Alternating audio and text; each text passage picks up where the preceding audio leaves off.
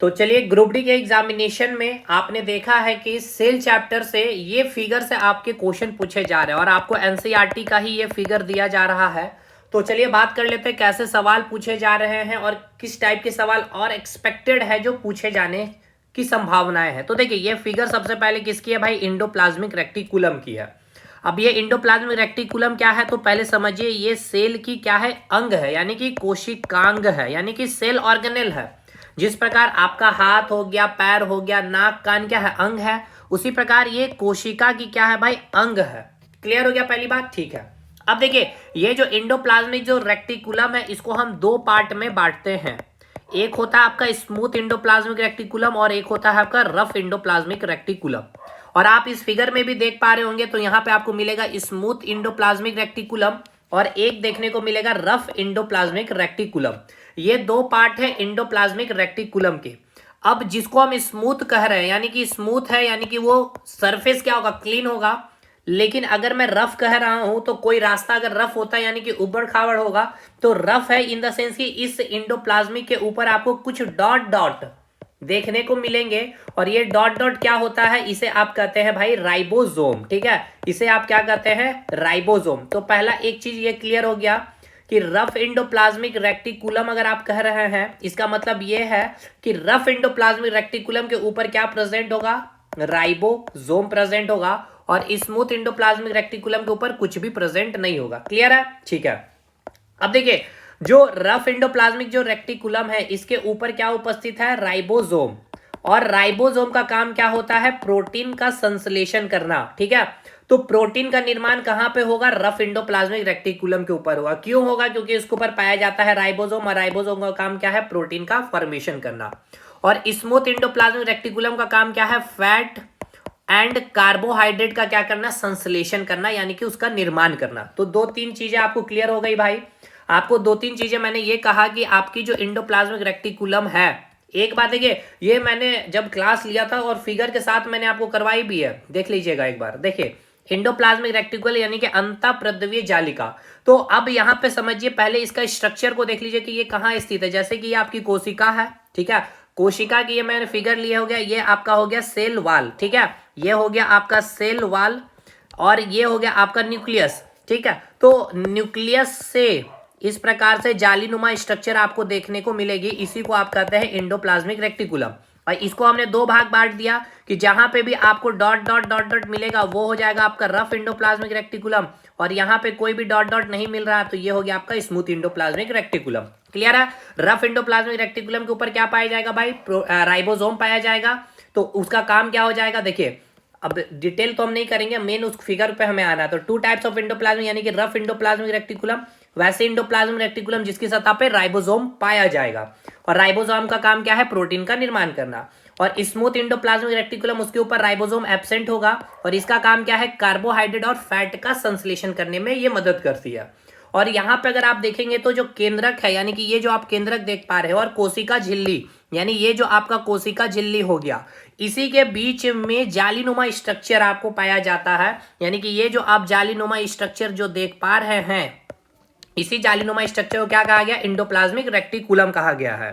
ठीक है, और ये दो पार्ट हो गए जिसमें आप बोलेंगे कि रफ अगर आप कह रहे हैं तो उसके ऊपर क्या पाया जाएगा? राइबोसोम पाया जाएगा। और अगर आप स्मूथ कर रहे हैं तो उसके ऊपर राइबोसोम एब्सेंट होगा। क्लियर हो गया?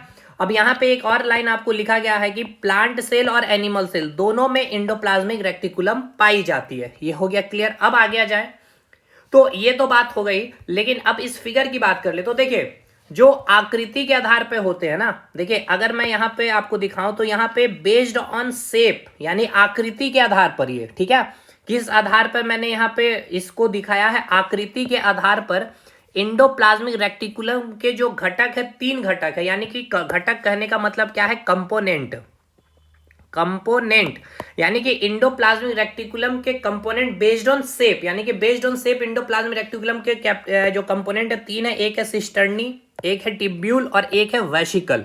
अब यहां से क्वेश्चन क्या पूछा गया था? ये तीन ऑप्शन में थे, एक थे आपके सिस्टर्नी, एक है आपका टिब्यूल और था एक वेसिकल, और एक आपको दे दिया गया था न्यूक्लियोप्लाज्म। ठीक है, अब बोला गया कि इनमें से कौन भिन्न है, यानी कि इनमें से कौन ये अलग है। तो भाई सिस्टर्नी, ट्यूब्यूल, वेसिकल, ये तीनों क्या थे? इंडोप्लाज्मिक रेक्टिकुलम के घटक थे। और न्यूक्लियोप्लाज्म क्या था? न्यूक्लियस के अंदर उपस्थित एक द्रव्य था ये, तो वो न्यूक्लियोप्लाज्म हो जाता है आंसर सही।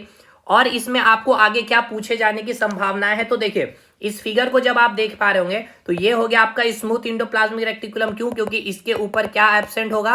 राइबोसोम एब्सेंट होगा। इसका काम क्या है भाई? फैट का निर्माण करना, ठीक है, फैट का एंड कार्बोहाइड्रेट का संश्लेषण करना। और रफ इंडोप्लाज्मिक रेक्टिकुलम इसको आपने क्यों कहा? क्योंकि उसके ऊपर क्या उपस्थित होगा? राइबोसोम। जैसे आप देख पा रहे होंगे डॉट डॉट, ये राइबोसोम उपस्थित है। इसका काम क्या है? प्रोटीन का फॉर्मेशन करना, ठीक है। और ये तो हो गया आपका न्यूक्लियस, जो मैंने अभी आपको फिगर में दिखाया था कि ये आपके न्यूक्लियस है, ठीक है। ये आपके हो गए न्यूक्लियस, एक मिनट, ये हो गया आपके न्यूक्लियस और ये हो गया सेल वार। इसी के बीच में जालीनुमा जो स्ट्रक्चर देख रहे हैं इसी को आप कहते हैं एंडोप्लाज्मिक रेक्टिकुलम, ठीक है। तो ये फिगर में जो आपको दिखाया गया है ये है न्यूक्लियस, ये देख पाते हैं तो देख सकते हैं। तो इसको, इसका कोई काम नहीं है भाई। मेन इंडोप्लाज्मिक रेक्टिकुलम में आप रफ इंडोप्लाज्मिक रेक्टिकुलम को पहले समझ लीजिए, ये रहा रफ और ये हो गया आपका स्मूथ, ठीक है। चलिए अब इसमें जो शेप आप देख रहे हैं इंडोप्लाज्मिक रेक्टिकुलम के, इस आधार पे हमने 3 कंपोनेंट लिए हैं। एक है सिस्टर्नी, ट्यूब्यूल और वेसिकल। तो अगर आप सिस्टर्नी को ध्यान से देखें तो ये जो आपको शेप दिख रहा है ये कैसी शेप है भाई? कंपैरिजन अगर आप देख लीजिए सिस्टर्नी, ट्यूब्यूल और वेसिकल, वेसिकल ये गोलानुमा अंडाकार संरचना दिख रही है, ट्यूब्यूल आपका ये दिख रहा होगा। लेकिन जो सिस्टर्नी है ये क्या है? काफी ज्यादा लंबी है और साथ के साथ क्या होती है भाई? चपटी होती है, ठीक है। तो 2 पॉइंट याद रखना है सिस्टर्नी से, क्या है? ये आपकी क्या होगी भाई? लंबी होगी, ठीक है। सेकंड, ये चपटी होती है और ये शाखा विहीन होती है, यानी कि इसमें कई सारे ब्रांचेस नहीं देखने को मिलेगा। जैसे कि अगर आप ट्यूब्यूल को देखें तो ये देखिए इस प्रकार से ब्रांचेस में निकल गए, मतलब ये आया इधर से एक ब्रांच निकल के इस प्रकार से आया। लेकिन सिस्टर्नी इस प्रकार से गया हुआ, ठीक है। इस प्रकार से सिस्टर्नी देखने को मिलेगा। देखिए यहाँ पे जैसे एक सिस्टर्नी ये हो गया, फिर ये आपका दूसरा हो गया, ये तीसरा हो गया। लेकिन ट्यूब्यूल्स को आप ध्यान से देखेंगे तो ये थोड़ा सा छोटा भी होगा साइज में और ये क्या होंगे? ब्रांचेस में आपको देखने को मिलेंगे, ठीक है। तो ये दूसरा डिफरेंस, आप ट्यूब्यूल में छोटी होगी और ये इसमें कई सारे शाखाएं देखने को मिलेगी। और वेसिकल कैसा होता है? इसकी रचना अंडाकार की जैसी होती है, ठीक है। जैसे कि आप यहाँ पे देख पा रहे होंगे अंडाकार, ये जो शेप है ये क्या हो गया? आपका वेसिकल हो गया, ठीक है। अब इसमें थोड़ा सा और मैं आपको डिटेल कर देता हूं कि देखिए इस जो वेसिकल की जो मैं बातें कर रहा हूं, यानी कि ये जो आपका रफ इंडोप्लाज्मिक रेक्टिकुलम है इसके ऊपर जो राइबोसोम पाया जा रहा है, इसने क्या बनाया? प्रोटीन बनाया। स्मूथ इंडोप्लाज्मिक ने फैट बना दिया और कार्बोहाइड्रेट बना दिया, ठीक है। तो प्रोटीन और फैट को, ठीक है, दोनों का एक पैकेट बनाया जाएगा और इस पैकेट को कहां भेज दिया जाता है? वेसिकल लेकर के जिस भी कोशिका के अंग को चाहिए उसको भेज देता है। या जो सेल मेम्ब्रेन के निर्माण में भी ये प्रोटीन और फैट का इस्तेमाल किया जाता है, ठीक है। याद रखिए मैंने आपको बताया भी था, अगर आप यहां पे देख पा रहे होंगे कि देखिए दिस प्रोटीन, यानी कि यह जो प्रोटीन है, यानी कि जो प्रोटीन कहां मिलेगा हमको? रफ इंडोप्लाज्मिक रेक्टिकुलम से मिलेगा जहां पे उपस्थित होता है आपका राइबोसोम। और जो फैट है जो हमें स्मूथ इंडोप्लाज्मिक रेक्टिकुलम से मिलेगा, ये क्या करता है? बिल्डिंग करता है सेल मेम्ब्रेन, यानी इस प्रोसेस को हम मेम्ब्रेन बायोजेनेसिस कहते हैं। और ये भी आपके एग्जाम के प्रीवियस ईयर 2022 का पूछा गया ग्रुप डी का सवाल है। मेम्ब्रेन बायोजेनेसिस का मतलब क्या होता है? सेल मेम्ब्रेन का फॉर्मेशन होना with the help of protein and fat. ये मैंने यहाँ कहा हिंदी में कि जो प्रोटीन का निर्माण हुआ है रफ इंडोप्लाज्मिक रेक्टिकुलम में और जो वसा स्मूथ इंडोप्लाज्मिक रेक्टिकुलम से मिली है, वो क्या काम करती है? एक तो पैकेट बना करके वेसिकल के थ्रू, ये आप जो देख पा रहे होंगे वेसिकल, ठीक है, अंडाकार जो संरचना, इसके थ्रू जिस भी कोशिका के अंग को चाहिए वहां तक लेके चली जाती है। दूसरा इसका काम क्या है? कोशिका झिल्ली का निर्माण में भी सहायक होती है और इस प्रक्रिया को झिल्ली जैव जनन कहते हैं, ठीक है। इसके अलावा कुछ प्रोटीन और जो फैट होते हैं उसको एज ए इंजाइम और हार्मोन की तरह भी इस्तेमाल किया जाता है, ठीक है। यानी कि ये जो प्रोटीन का निर्माण हुआ है और ये जो फैट का निर्माण हुआ है, इसको एज ए हम इंजाइम वेसिकल के थ्रू या हार्मोन के थ्रू हम लोग यूज कर लेते हैं। क्लियर हो गया। और कोशिका में ये क्या करता है? एंडोप्लाज्मिक रेक्टिकुलम एक साइटोस्केलेटन ऑफ सेल कहा जाता है, यानी हमें इंटरनली स्ट्रेंथ प्रोवाइड करता है। कैसे कि देखिए एक तो आपका ये स्ट्रक्चर हो गया, एक स्ट्रक्चर ये हो गया, और एक मैं आपको इस प्रकार से ही देखिए, इसको एक बार मैंने सिलेंड्रिकल फॉर्म में इस प्रकार से रख दिया, इसको मैंने लिटा दिया और इस प्रकार से मैंने इस प्रकार जालीनुमा कर दिया। कौन सबसे ज्यादा स्टेबल होगा? ये सबसे ज्यादा स्टेबल होगा, उसके बाद ये होगा, उसके बाद ये तीसरे नंबर पर आएगा। क्योंकि इस प्रकार से जब आप घुमा दिए तो वो ज्यादा आपका क्या हो जाएगा, स्टेबिलिटी गेन कर पाएगा। और यही तो आपका एंडोप्लाज्मिक रेक्टिकुलम को बारे मैंने सबसे ऊपर डिफाइन भी किया था कि जालीनुमा स्ट्रक्चर होती है, तो ये इंटरनली स्ट्रेंथ प्रोवाइड करती है। इसको हम कहते हैं साइटोस्केलेटन ऑफ सेल, यानी कि कोशिका का कंकाल तंत्र। और यहीं से सवाल आपका बना हुआ है।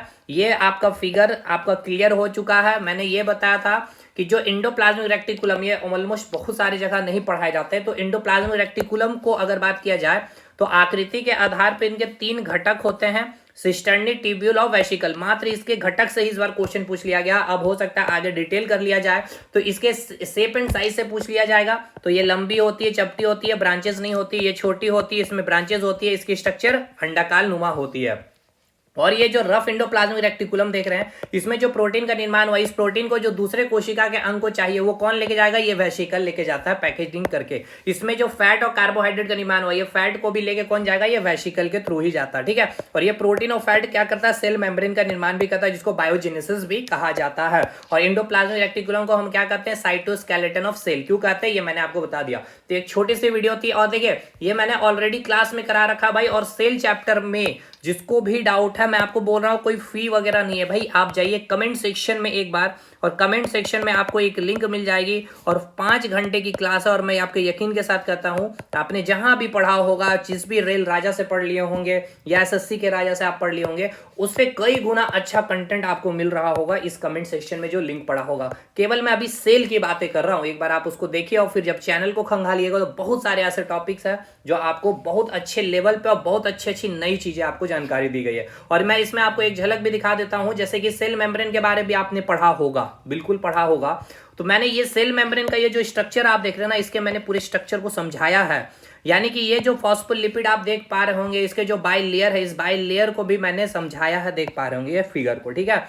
तो ये मैंने बहुत डिटेल से, इसका जो हेड पार्ट है और ये जो टेल पार्ट है, इसको पूरे मैंने बताया है भाई। देख सकते हैं 2 लेयर होते हैं, ये सारी चीजें। तो आप एक बार जाकर देखिएगा, विजिट करिए, फिर आपको चीजें समझ में आएगी। बाकी इस स्ट्रक्चर एंडोप्लाज्मिक रेक्टिकुलम का जो स्ट्रक्चर से क्वेश्चन आ रहा था, ये क्लियर हुआ कि नहीं, पहले हमें ये बताइएगा। चलिए अब मिलते हैं नेक्स्ट क्लास में हम लोग, तब तक के लिए धन्यवाद। और एलपी के लिए अब हम लोग टारगेट बेस पे, ठीक है ना, डे वाइज डे टॉपिक को खत्म करने का हम लोग एक टारगेट बनाएंगे, ठीक है। बहुत जल्द मिलते हैं नेक्स्ट वीडियो में, तब तक के लिए धन्यवाद।